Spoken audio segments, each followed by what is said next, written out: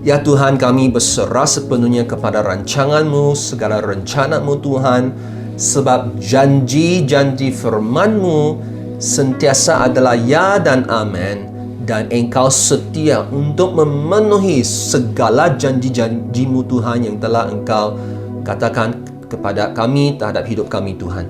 Dan kami percaya Tuhan, tiada yang mustahil bagi Engkau Tuhan. Segala sesuatu adalah di dalam kuasa tangan-Mu Tuhan. Dan saya percaya Engkau akan terus memberi kami kekuatan seperti mana telah Engkau janjikan di firman-Mu, bahawa di dalam segala sesuatu Engkau bekerja untuk kebaikan setiap orang yang percaya dan mengasihi Engkau dan telah dipanggil sesuai dengan rencana-Mu Tuhan. Dan saya percaya Tuhan, buat pagi ini Engkau terus berbicara dengan setiap kami, saudaraku dikasihi sekalian. Saya percaya firman Tuhan pagi ini adalah sangat-sangat tepat sekali untuk setiap kita pada waktu sekarang, terutama bagaimana kita harus hidup. Meskipun banyaknya isu, mungkin krisis yang kita dihadapi sekarang mungkin semakin besar, mungkinnya sangat discourage kita, saudaraku. Tapi apa yang penting, bagaimana kita harus hidup sebagai orang percaya, sebagai pengikut Kristus. Apa yang harus kita lakukan? Inilah yang saya percaya Tuhan ingin mendorong kita dengan firman Dia pagi ini. Kalau engkau siap, engkau sudah sedia untuk mendengar, untuk sedia untuk Roh Kudus berbicara dengan kita, firman Tuhan yang hidup ini, katakan dalam nama Tuhan Yesus Kristus. Semua percaya katakan, Amin. Selamat pagi, Shalom. Jemaat Tuhan yang saya kasih sekalian, apa kabar semua? Ya, saya suka cita kerana dapat sekali lagi kita bertemu dalam online ini, dan saya percaya Tuhan ingin berbicara dengan setiap kita, termasuk saya sendiri dari firman Dia. Amin. Nah, kalau ada Bible, di SIB Live kita buka Bible kita ya. Keluaran pasal 21, kitab Keluaran. Nah, seperti mana yang telah saya kongsikan beberapa minggu yang lepas, kita sudah masuk ke dalam satu bahagian hukum-hukum yang memang sangat mencabar untuk kita memahami.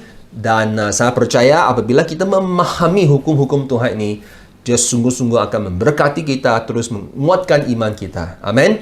Nah, secara peribadi, berkenaan dengan hukum-hukum atau peraturan, sebenarnya masa saya di bangku sekolah, saya seorang dipanggil law breaker. Ya, saya suka melanggar peraturan, melanggar hukum-hukum dan sebagainya. Dan saya masih ingat, saya memang sangat nakal masa saya di bangku sekolah.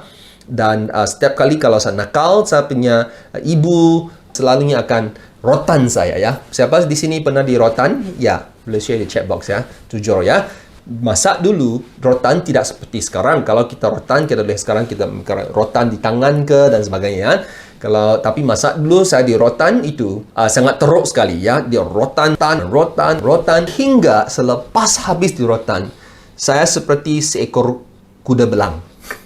Zebra, alright? So that's how bad I was caned masa saya nakal dan jahat di bangku sekolah ya. Masa itu selalu saya persoalkan kenapalah manusia itu membuat peraturan, hukum dan sebagainya. Nah, lebih-lebih lagi buat masa sekarang kita mengkaji hukum-hukum Perjanjian Lama ini, dan persoalannya apakah manfaat dia, apakah yang kita dapat terima daripada hukum-hukum Perjanjian Lama ini buat masa sekarang, terutamanya sesuaikah untuk kita masa sekarang yang krisis kita hadapi sekarang, terutamanya teks yang kita akan baca dan kaji pagi ini. Masa saya berdoa, Tuhan memberi saya satu pencerahan yang luar biasa yang saya ingin kongsikan untuk kita pagi ini. Mari kita mula dengan memahami terlebih dahulu kebenaran utama berkenaan dengan hukum Tuhan ini ya. Nah, sebenarnya Tuhan rindu ingin melahirkan suatu bangsa yang kudus, itu bangsa Israel itu, dan supaya bangsa ini mereka akan hidup oleh kebenaran Tuhan, hidup oleh standard Tuhan ya. Nah, di Keluaran 19 saya mengingatkan kita itu ayat yang telah saya sampaikan khotbah 2 minggu yang lepas.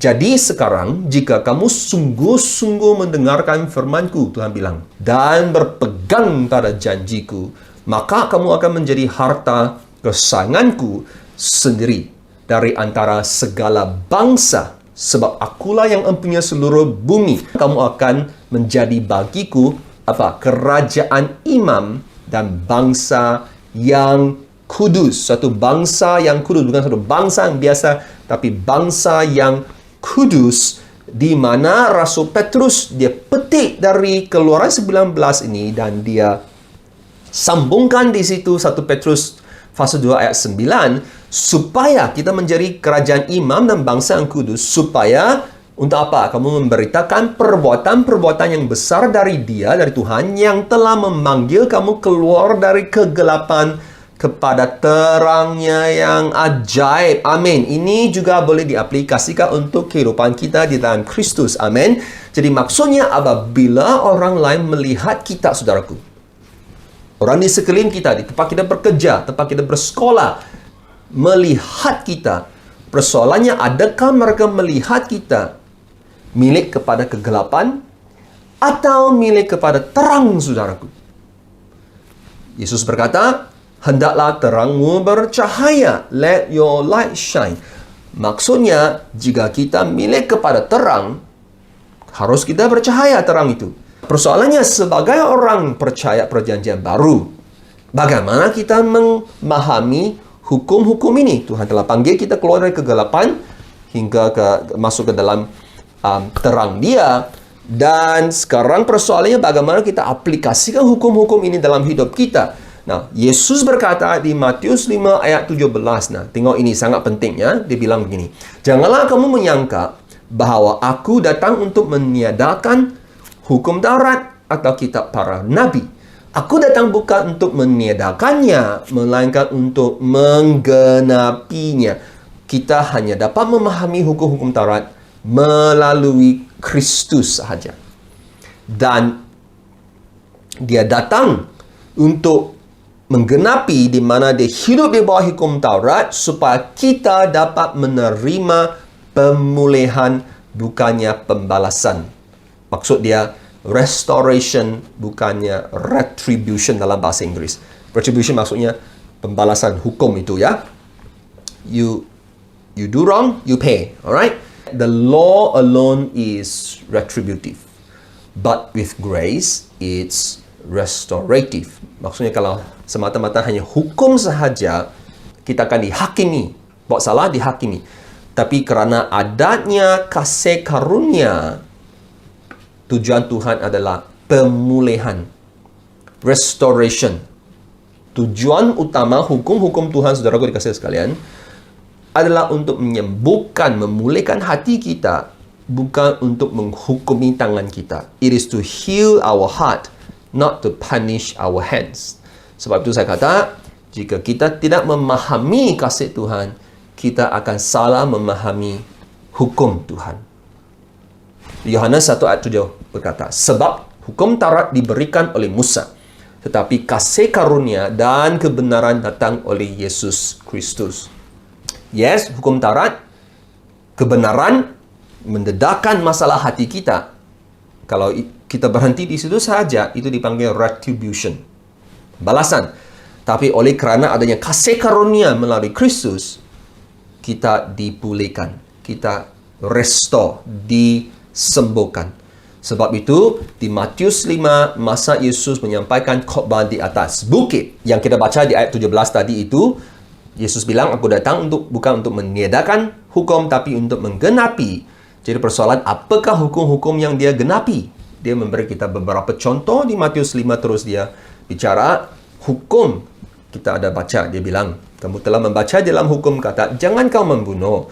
Tapi Yesus bilang apa? Tetapi jangan kamu marah dalam hati kamu, saudaraku. Sebab marah saja dalam hati pun sudah itu dosa. Yesus bilang. Ya, maksud jika kamu nak datang menyembah Tuhan, persembahkan persembahan bagi Tuhan, Yesus bilang apa? Pergi berdamai dengan kamu punya saudara terlebih dahulu. Reconcile first kalau kamu adanya marah dalam hati kamu terhadap kamu punya saudara. Jadi jangan kamu datang sembah dia, bawa persembahan. Tuhan tidak akan terima kalau kita tidak reconcile terlebih dahulu, berdamai terlebih dahulu. Kemudian Yesus, dia sambung satu lagi contoh bagaimana dia menggenapi hukum Taurat. Dia bilang, kamu telah baca di hukum, mata ganti mata, gigi ganti gigi. Tapi Yesus bilang apa? Aku berkata kamu, siapapun yang menampar pipi kanan kamu, biarlah mereka menampar pipi kiri kamu. Maksudnya mengasihi musuh kamu. Ya, right? Jangan kamu balas dengan dia cabut gigi kamu, kamu nak cabut gigi balik. Jangan bawa bagi dia bilang. Jika seorang hendak mendakwa kamu, mau dapatkan kamu baju, bagi jubah kamu juga. Jika siapa yang mau paksa kamu berjalan satu batu, kamu jalanlah 2 batu untuk dia. Dan jika sesiapa minta sesuatu daripada kamu, berikan saja. Kalau mereka nak minta pinjam sesuatu daripada kamu, jangan usahlah kau berpaling daripada dia. Apa yang Yesus sedang bicara, maksud dia datang menggenapi hukum Taurat. Yesus sedang membetulkan hati kita terlebih dahulu, bukan tangan kita, saudaraku. Sebab kenapa? When the heart is right, your hands will do right. Kalau hati kita itu benar, tangan kita akan melakukan apa yang benar, saudaraku. Apakah yang Tuhan Yesus mau mengajar kita tentang hukum? Selepas dia bicara di khotbah atas bukit, pasal 5, pasal 6, dan di pasal 7, masa dia nak sampai ke penghujungnya, ini yang Yesus bilang, segala sesuatu yang kamu kehendaki supaya orang perbuat kepadamu, perbuatlah demikian juga kepada mereka. Segala sesuatu, apa yang kamu mau orang lain berbuat kepada kamu, kamu harus terlebih dahulu berbuat kepada mereka. Itulah isi seluruh hukum Taurat dan kitab para nabi. Bahasa Inggris, sums up all the laws. Maksudnya, apakah yang menjadi kesimpulan bagi semua hukum-hukum Taurat ini? Ini dia.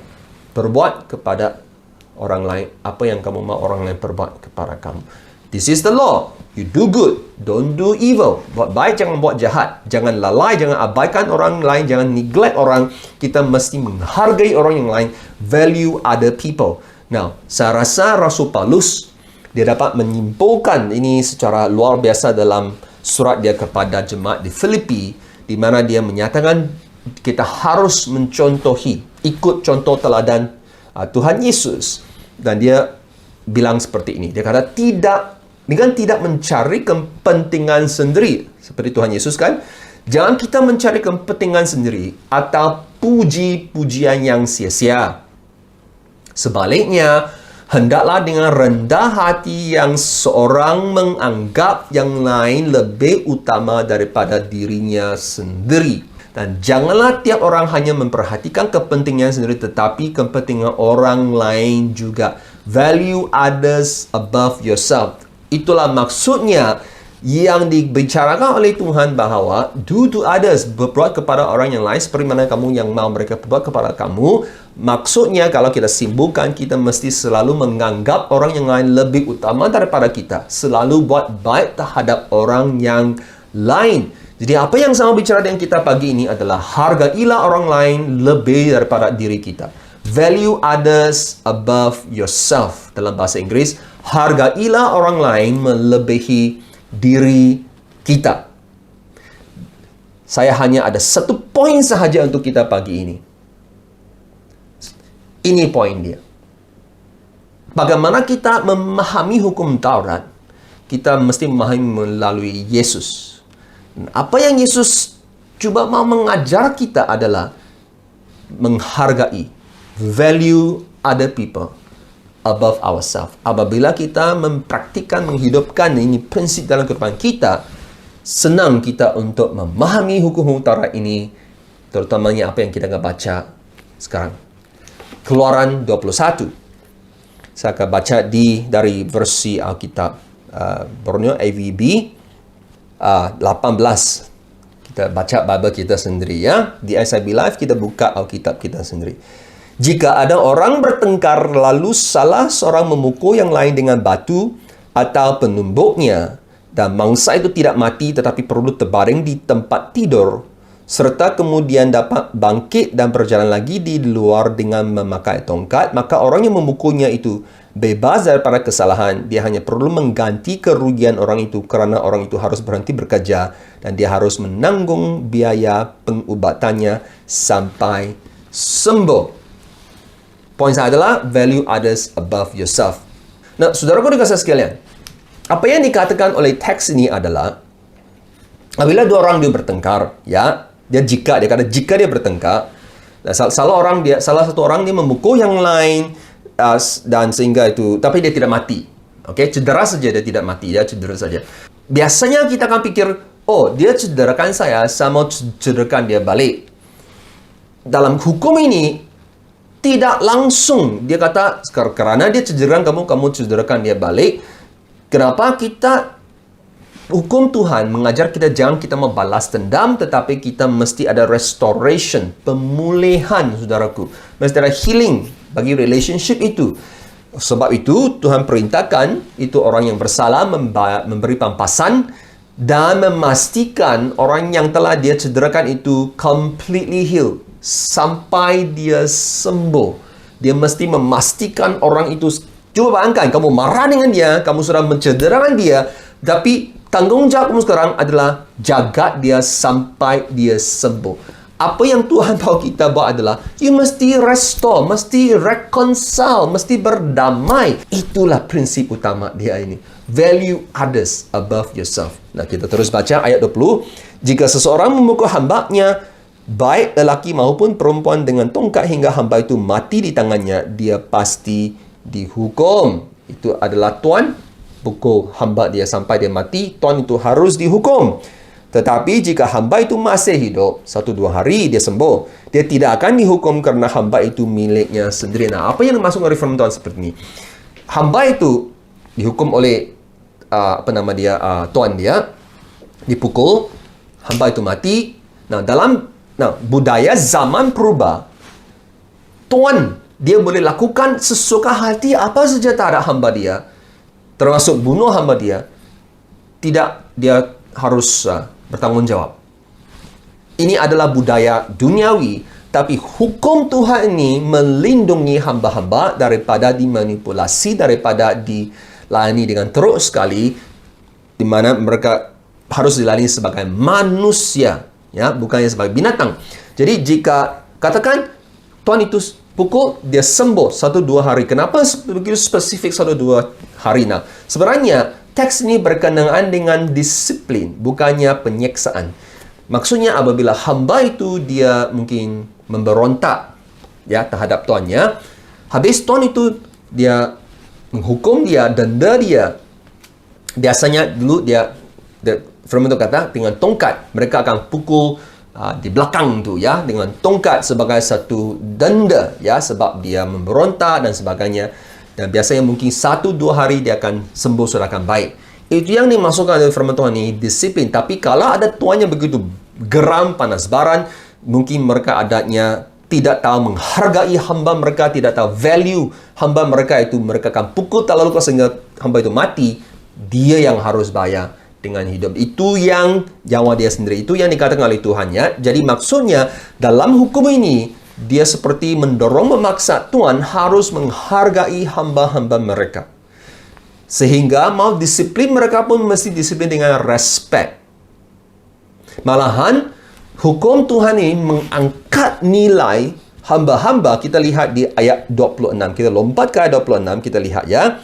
Jika seseorang memukul mata hamba lelakinya, dia pukul mata dia, itu tuan pukul, atau mata hamba perempuannya, sama laki perempuan, tiada yang perempuan lebih rendah tu, hingga merosakkannya, maka dia harus memerdekakan hamba itu untuk mengganti matanya itu. Jika dipukulnya sampai tertanggal gigi hamba lakinya atau gigi hamba perempuannya, maka dia harus membebaskan hamba itu untuk mengganti giginya itu. Nah, apa yang dimasukkan adalah, saudaraku, maksudnya, kalau kita lihat nanti ada satu hukum yang mata ganti mata, gigi ganti gigi, kan? Berbeda dari segi aplikasi hukum ini terhadap hamba-hamba. Apabila tuan, katakan, dia tampar, dia marah sama dia hamba dia tampar dia seperti satu penghinaan sehingga gigi dia patah. Alright? Mengikut hukum ini, gigi saja tahu, bukan ganti gigi, tapi hamba itu akan dibagi freedom, kemerdekaan. Wow! Tuhan terus angkat itu nilai hamba satu level yang tinggi, saudaraku. Jadi sehingga itu tuan pemilik kepada itu hamba, mereka harus berhati-hati. Apabila mereka mau denda hamba-hamba mereka, mesti penuh respect.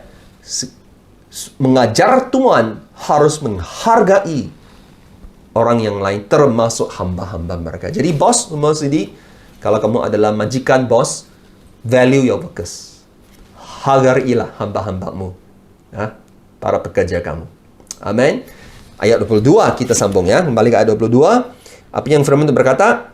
Jika ada seorang berkelahi tidak sengaja pukul seorang perempuan yang mengandung. Dua perkara.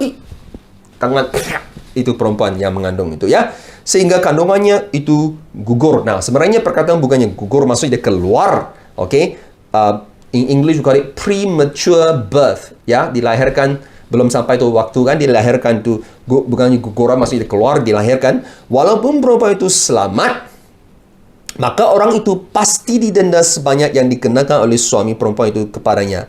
Dan dia harus membayarnya untuk menepati apa yang diputuskan hakim. Maksudnya, kalau you berkelahi, bertengkar, kemudian you lawan gaduh, you tepuk itu perempuan berdiri sebelah, dan perempuan itu, kerana itu anak dia keluar dengan lebih awal, mungkin, kerana itu mungkin dia mati juga, tapi nanti kita baca ya. Jadi, itu suami kepada perempuan itu, dia minta apa saja papasan kamu harus bayar, ganti rugi. Nah, itu yang dikatakan oleh firman Tuhan ya. Teruskan kita baca di sini ayat 23.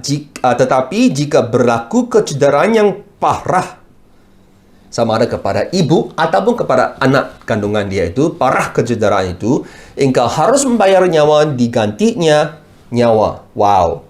Mata ganti mata, gigi dan gigi, tangan diganti tangan, kaki diganti kaki, luka terbakar diganti luka terbakar, luka diganti luka, dan bilor diganti bilor. Nah, apa yang kita nak faham di sini? Kecederaan itu sangat parah. Mungkin nyawa, mungkin mata, mungkin tangan dan sebagainya. Kalau kamu perhatikan, firman itu kata, kalau mata satu biji, ganti satu mata satu biji. Nyawa, ganti nyawa. Tangan satu, ganti tangan dengan satu. Kenapa ini penting? Dia tidak kata kalau satu mata ganti dengan dua mata. Tidak cakap begitu. Why? Sebab hukum ini sebenarnya mencegah keganasan ataupun restrain violence. Kenapa? Sebab hukum ini sebenarnya untuk menyekat keinginan manusia yang biasanya kita mau membalas dendam. Wah, kamu telah mengambil nyawa saya, mencederakan saya, mata saya begini, saya mau bunuh kamu. Sebab biasanya apabila kita marah, kita nak menuntut itu keadilan, sehingga kita akan tidak kesedaran kita melakukan sesuatu yang jauh lebih yang sepatutnya. Kecenderungan kita adalah untuk membalas balik lebih banyak terhadap pihak yang telah menyakiti kita daripada apa yang telah mereka lakukan kehadap kita. Tahu, saudaraku dikasih sayang, kalau kita hidup oleh hukum di dunia ini. Sebagai contoh, saya seorang uncle saya, story dia waktu malam dia pandu kereta melalui itu sebuah kampung. Sangat gelap itu jalan, tak ada street lights, dan tiba-tiba ada seekor lembu muncul di tengah jalan, dan dia langgar itu lembu, dan lembu itu ialah terbaring di atas itu jalan, tidak tahu dia mati ke hidup, begitu kan.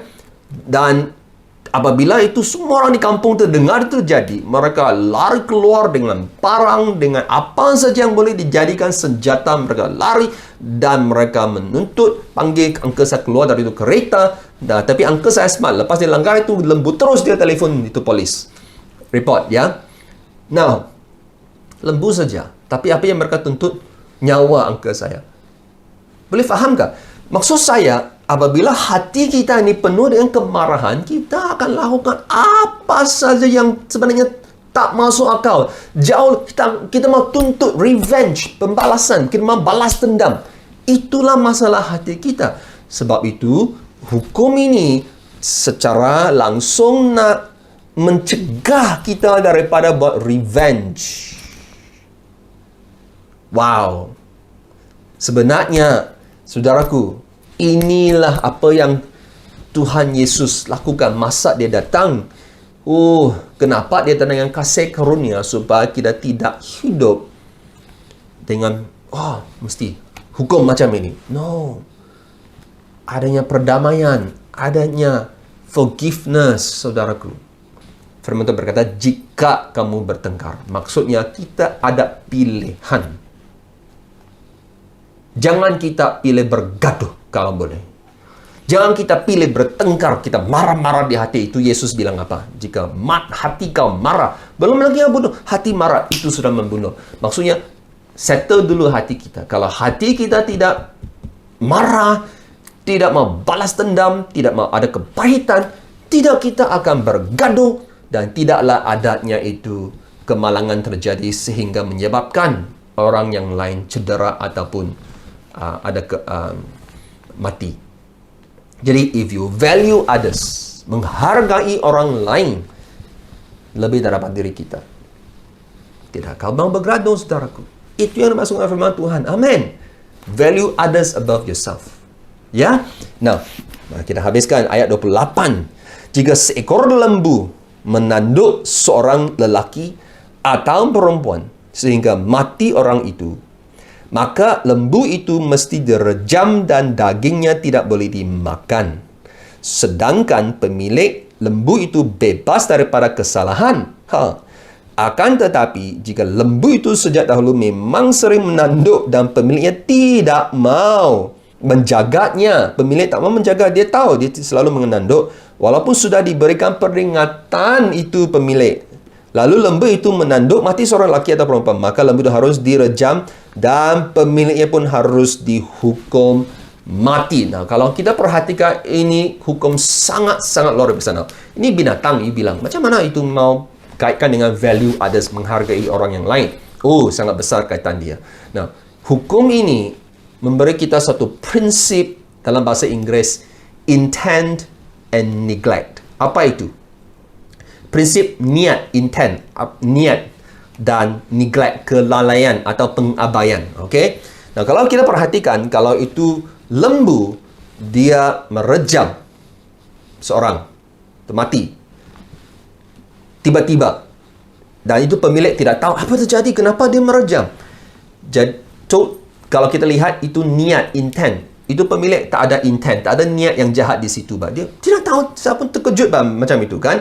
Macam dia tiba-tiba kena itu mad cow disease kan, ya. Saya panggil dia mad cow disease. Benar, ini memang satu penyakit yang benar yang wujud dah. Itu mad cow disease, penyakit mad cow, lembu gila, alright. Tapi jika tuan itu memang dia tahu lembu dia itu ada masalah, ada mad, ada gila, dia boleh merejam, dia sering merejam.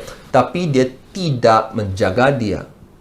Harus dia mengambil tanggungjawab di mana bukan lembu saja dibunuh, tapi pemilik itu juga harus dibunuh. Jadi yang pertama itu berkenaan dengan niat, tak ada niat jahat. Tapi yang kedua adalah berkenaan dengan kelalaian, pengabaian ataupun negligence dalam bahasa Inggeris. Jangan kita bilang, bukan salah saya, itu salah binatang. No. Kamu sudah tahu. Maksudnya mengikut hukum ini, jika kita sudah tahu, sudah ada keupayaan, ada kemampuan untuk memberhentikan sesuatu yang jahat daripada berlaku, tapi kita sikap tidak peduli. Tidak apa. Bukan hal saya. Tuhan akan minta kita memberi tanggungjawab. Kita lihat, perhatikan Tuhan mengambil berat tentang negligence, kelalaian, sikap pengabaian, tidak peduli ini. Very seriously. Maksudnya, jika kita boleh membuat baik, tapi kita tidak buat baik, Tuhan akan menghukum kita. Ayat yang ke-32, ini yang luar biasa ayat ini. Jika lembu itu menanduk seorang hamba lelaki atau hamba perempuan, maka pemiliknya harus membayar 30 shekel perak kepada pemilik hamba itu, dan lembu itu hendaklah direjam. Apa yang maksudkan adalah, jika yang direjam oleh atau ditanduk oleh itu lembu adalah seorang hamba, maka itu pemilik lembu harus bayar 30 shekel perak kepada itu pemilik hamba ini untuk bereskan dia. Nah, kita bilang, kenapa tidak dia bayar dengan nyawa tapi dengan wang 30 shekel? Nah, kita lihat. Ini sebenarnya satu gambar kepada Tuhan Yesus. Tuhan Yesus, dia datang melayani kita kan, firman Tuhan berkata. Ya, datang untuk melayani anak manusia, datang untuk melayani. Dia telah dikhianati oleh Judas Iskariot. Berapa harga dia? Judas jual Yesus 30 shekel perak. Maksudnya, Tuhan Yesus telah mengambil itu tempat kita yang di mana nilai kita hanya 30 shekel saja. Dia sudah ambil di tempat supaya hari ini tidak ada lagi sesiapa pun, termasuk jika dikatakan adalah hamba-hamba, yang hanya bernilai 30 shekel perak saja. Tapi setiap kita, apakah nilai, tanda hagar dalam hidup kita? Iaitu adalah anak Allah. Anak domba Allah yang telah bayar hagarnya untuk kita di atas kayu salib. Ada amen? That's how much Jesus loves you and I. Amen. Jadi apabila saudaraku, Anda menghargai orang lain lebih daripada diri kita, kita akan memastikan kita bertindak dengan penuh bertanggung jawab dan sentiasa mempertimbangkan kepentingan orang lain, saudaraku. Jadi hukum ini sebenarnya mengajar kita supaya kita jangan mementingkan diri. Apabila kita mementingkan diri, kita tidak akan melakukan tanggung jawab kita, bahagian kita. Misalnya kita belajar untuk case virus sekarang, COVID. Kenapa kita harus sentiasa ikut SOP? Pakai mask. Kenapa? Ada orang bilang, saya tidak takut mati. Saya suka buat ini, saya suka buat ini. Saya tidak mau pakai mask, saya tidak takut mati. Ini isu bukannya kamu takut mati ke tidak, saudaraku. Ini isu adalah, kalau kamu menjadi jangkiti itu virus, bukan saja yang kau mati, kamu akan juga menjangkiti orang yang lain, menjadi spreader virus itu. Jadi kalau kamu tidak mau menjaga diri kamu menjadi spreader, itu pentingkan diri, kamu tidak value others. You see? Nah, yang terakhirnya, ini yang sangat luar biasa ya, 33. Jika seseorang membuka sebuah lubang, atau jika seseorang menggali sebuah lubang, gali lubang pun ada kaitannya, tidak menutupnya. Kalau tidak menutup lubang, lalu seekor lembu atau keledai jatuh ke dalamnya, maka pemilik lubang itu harus membayar ganti rugi kepada pemilik itu binatang. Hendaklah dia membayar mengikut harga binatang itu kepada pemiliknya, dan bangkai binatang menjadi miliknya. So, dia boleh ambil lah, alright? So, apa yang dimasukkan ini sebelum kita habiskannya? Nah, zaman dulu, mereka mau buka itu lubang untuk simpan gandum ke, simpan air dan sebagainya. Ya, itu adalah praktis mereka zaman dulu. Tapi kalau mereka nak buka itu lubang, mereka harus berjaga-jaga untuk menutupinya. Ini adalah suatu prinsip bertanggung jawab. Maksudnya kalau kamu tidak berhati-hati menutupinya, tidak pikirkan orang yang lain, kau bilang, ini lubang saya, tidak apalah, saya tak boleh tahu. Saya tahu ini lubang, saya tidak akan jatuh. Orang lain jatuh, biarkan. Inilah sikap tidak bertanggung jawab, saudaraku. Nah, apa yang special? Kita lihat ayat seterusnya ya. 35. Jika lembu seseorang melukai lembu orang yang lain sampai mati, ini berkenaan dengan binatang. Seekor lembu cerakan lembu yang lain sampai mati, maka lembu yang hidup itu harus dijual dan wangnya harus bahagi dua, pemilik dan juga itu yang lembu dia kena bunuh itu. Akan tetapi jika sudah diketahui bahawa lembu itu sejak dahulu sering menanduk, maksudnya lembu ini pemilik sudah tahu dia sering menanduk, memang dia sudah ada mad cow, dan pemiliknya tidak mau menjaga, dia tidak mau menjaganya, maka dia harus membayar ganti rugi penuh. Bukan dia share 50%, tapi penuh ganti rugi. Lembu mengganti lembu, sedangkan bangkai itu menjadi miliknya. Apa maksud dia? Jadi ini berkenaan, again, kelalaian. Kamu sudah tahu, kamu tidak buat baik. Orang yang menghargai yang lain, dia sentiasa pikirkan, saya mesti berjaga-jaga, jangan sehingganya sesuatu yang tidak bagus terjadi kepada orang yang lain. Bukan saja begitu, saya harus memastikan apa yang saya lakukan, saya mestinya menjaga kebaikan orang yang lain. Nah, saya bagi satu contoh ya, misalnya, baru saja saya launch satu project Life ya, Project Life. Apa itu Life? Sebenarnya Project Life atau bringing life to Kapit. Project Life maksudnya Laptops Initiative for Education, di mana sebenarnya memang kita tahu kerana itu PDPR ya, pembelajaran di rumah, ramai ya kanak-kanak yang bersekolah tidak adanya peranti-peranti gadget-gadget untuk masuk internet untuk ikut kelas. Dan ada pihak-pihak tertentu sudah buat janji mereka ada peruntukan untuk beli semua student itu peranti-peranti. Tapi sampai hari ini banyak lagi belajar belum ada ini peranti-peranti, terutamanya di Sabah dan Sarawak. Menti saya di Kapit bagi tahu saya di cikgu, beritahu saya bahawa ada banyak student dia memang sudah ketinggalan. Itu sekolah rendah, dia cikgu sekolah rendah tidak dapat ikut kelas. Sudah ketinggalan. Jadi saya kata, okey, Tuhan memberi saya ini satu visi, satu beban untuk menolong mereka. Jadi saya launch itu Project Life, di mana kita akan beli itu Chromebook oleh Google lah. Yang terpakai. Kenapa kita pakai itu Chromebook? Sebab kerajaan tu telah buat itu Google Classroom, sangat sesuai. Alright.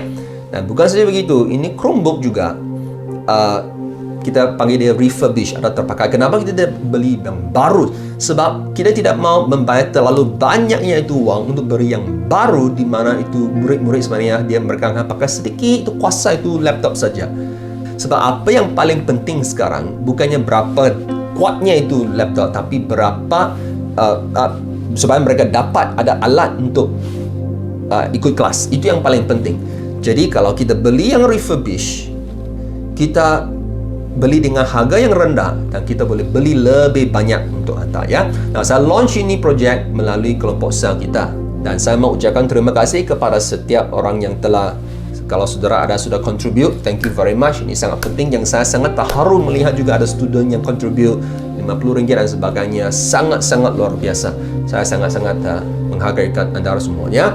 Dan jadi kita beli ini 150 student sudah dikenal pasti di 2 bawah sekolah rendah, dan ini projek phase 1, ya. Fasa pertama yang kami akan membantu. Mungkin ada banyak lagi, dan juga baru saja di Sabah ada seorang menti saya bilang dia pastor di situ. Banyak juga dia punya yang dia kenal di tempat dia pelayanan dia. Pun tidak adanya peranti masuk kelas. Ada yang keluarga ada 4-5 student, hanya satu handphone saja ibu bapa mereka itu pakai, mereka kongsi. Mungkin itu phase 2 yang kita akan masuk. Kenapa saya mau kongsikan kesaksian ini? Ini bukan tujuan utama saya. Tujuan utama saya adalah nak kongsikan kesaksian adalah apa yang kita lakukan. Kita beli itu Chromebook. Kita sebenarnya biasa orang nak sponsor kan, hantar sajalah pergi sana. No, tidak. Apa yang Tuhan letak dalam hati saya adalah kita harus memastikan semua yang kita hantar itu mesti dalam keadaan yang baik, berfungsi. Yang pertama, so kita memang ada banyak kerja lah. So puji Tuhan adanya satu tim menolong saya sekarang, dan memang sangat susah masa lockdown. Bagaimana kita nak berinteraksi 150 laptop datang ke rumah saya, dan dari rumah saya distribute dia kepada mereka yang lain untuk tolong saya buat setup itu laptop. Lebih daripada itu, saudaraku dikasih sekalian, maksud kita menghargai orang yang lain jauh lebih dari diri kita. Value ada, termasuk kanak-kanak. Jangan kita buka itu lubang, tidak kita biarin jatuhkan. Bagi laptop senang, tapi kita tahu tak, kalau mereka boleh masuk internet begitu saja, banyak gejala-gejala maksiat yang di internet yang tidak bagus. Jadi apa yang saya mau kongsikan di sini adalah Tuhan telah meletakkan dalam hati saya untuk memastikan kita mesti value mereka, di mana kita nak pasang itu parental control atau penapisan, supaya kanak-kanak yang ada laptop itu mereka tidak akan terjerumus maksud saya di dalam itu gejala yang tidak bagus di dalam internet. Jadi banyak yang kita nak buat configuration, setup semua itu. Saudara dikasih silang, sangat banyak kerja. Tapi apa yang Tuhan letak dalam hati saya, kalau kita value orang yang lain, jangan kita bersikap lalai, bersikap tidak peduli. Pertama, kita mesti pedulikan mereka yang ada keperluan, value others. Yang kedua, kalau kita nak buat kebajikan, nak tolong, kita mesti tolong 110%. Bukan saja satu batu kita jalan 2 batu. Itulah suatu prinsip yang sangat penting untuk kita belajar, saudaraku. Jadi dalam beberapa minggu lagi, dan saya berharap next week kita boleh hantar itu laptop, dan saya akan update lagi untuk kita apakah yang seterusnya. Kita berdoa untuk projek ini supaya student-student di situ ada peranti-peranti ini dan mereka boleh terus belajar dan bersekolah, ya. So doakan untuk kita. Nah, mari kita berdoa bersama ini. Saya ingin kita meresponi kepada firman Tuhan ini secara pribadi. Minta Tuhan ubahlah hati kita, saudaraku. Kalau kita ada satu sikap pentingkan diri, saudaraku, masa kita mendengar ada project live, biarkan saja. Oh, itu sikap pentingkan diri. Tapi kalau orang tidak pentingkan diri, mereka akan memberi. Sedikit pun boleh memberi. Ya, tidak perlu. Kalau semua kita boleh sumbangkan sedikit, kita boleh. Wow, ramai student yang boleh dibantu, saudaraku. Apa sikap dalam hati kita? Value others? Minta Tuhan kasih karunia dia untuk menyembuhkan ataupun memulihkan hati kita. Mungkin adanya isu keras hati kita, saudaraku. Kita sepatutnya menjadi seperti Kristus, menghargai orang lain, value other people above ourselves. Mungkin ada juga di antara kita, di sekeliling kita, tempat kita bekerja, tempat kita bersekolah, ada orang yang kita kenal, yang Tuhan mau kita membantu, tapi kita asyik, tidak mau dengar, tidak peduli, tolak.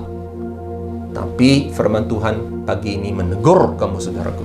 Nah, haruslah kita meresponi dengan hati yang rendah kepada firman Tuhan ini.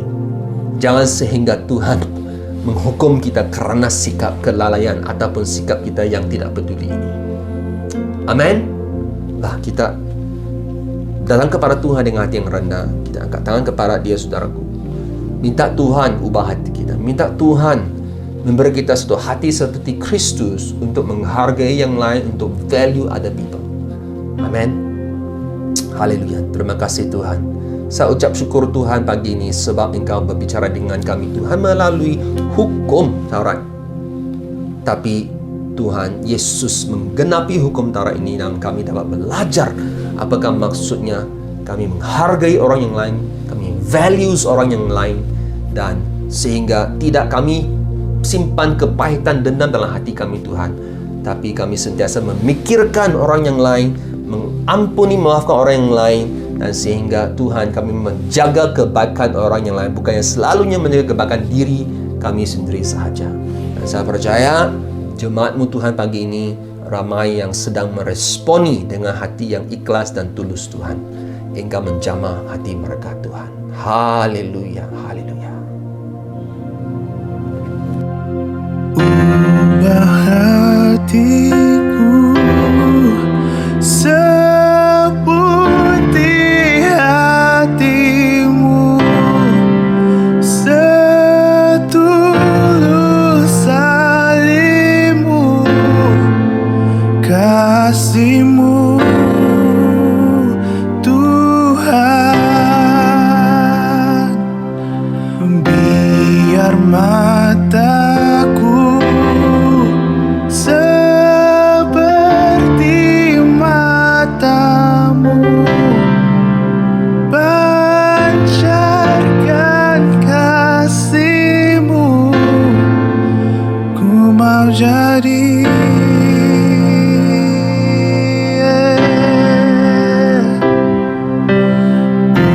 ubah hatiku seperti hati-Mu, setulus salibmu, kasih-Mu Tuhan. Biar mataku seperti mata-Mu, pancarkan kasih-Mu, ku mau jadi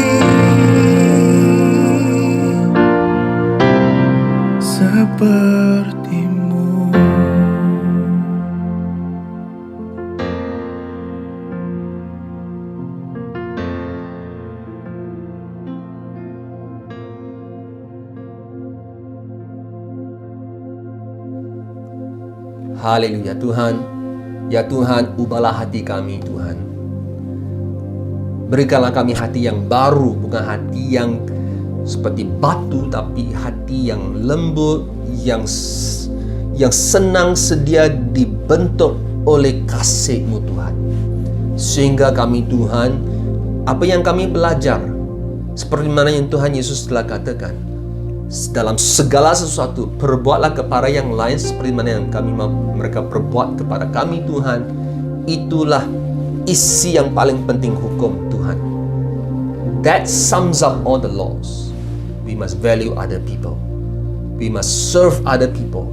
We must care for other people. Dan saya percaya Tuhan, pagi ini Engkau telah berbicara dengan jelas sekali. Engkau telah menegur beramai kami Tuhan di antara kami Tuhan, sehingga kami pagi ini ingin bertobat Tuhan daripada sikap kelalaian, sikap tidak peduli, tidak seperti Tuhan Yesus. Engkau merindukan kami untuk bercahaya, shine our light, tapi kami di sebaliknya melakukan yang di sebaliknya. Kami menyorok, menyembunyikan diri di dalam kegelapan. Tapi Tuhan, pagi ini Engkau telah lepaskan kami daripada segala kegelapan, dan kami telah masuk ke dalam terang-Mu. Dan di mana kami berada dan pergi Tuhan, kami menjadi terang. Go to your office, bless your office. Go to your workplace, bless your workplace, church. Saya percaya Tuhan akan pakai kamu secara luar biasa untuk menjadi berkat, menerangi segala kegelapan di keliling kita, terutamanya pada waktu sekarang yang dimana krisis pandemik semakinnya mencabar. Saya percaya Tuhan akan pakai saudara untuk menjadi berkat, menjadi terang di tengah-tengah kegelapan. Amin. Kalau kamu percaya, terima dia, terima. Ucap syukur kepada Tuhan atas pekerjaannya dalam hidup kita. Haleluya, terima kasih Tuhan. Kami ucap syukur semua ini, saudaraku yang kasih sekalian. Saya memberkatimu dengan kasih karunia Tuhan, dengan life dari Tuhan. Dan saya percaya seisi keluargamu sentiasa akan dilindungi oleh kasih karunia dan oleh darah Tuhan Yesus.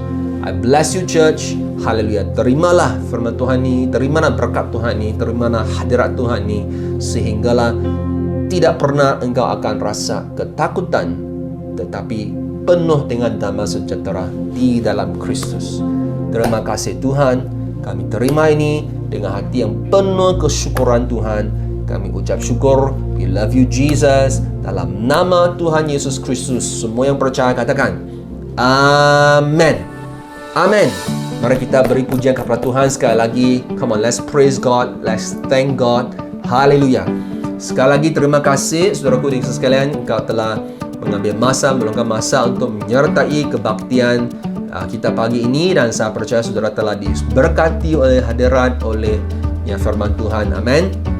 Nah, sekali lagi saya mau mengingatkan kita 30 hari bulan Julai nanti adanya gabungan doa 3 wilayah, dan saya dorongkan saudara untuk meluangkan masa. Kita harus berdoa. Kalau terutamanya saudara adalah anak-anak Sabah Sarawak, tidak boleh kamu ada alasannya, tidak boleh kecualikan. Must come and pray together. Ini saudara sesuatu yang luar biasa.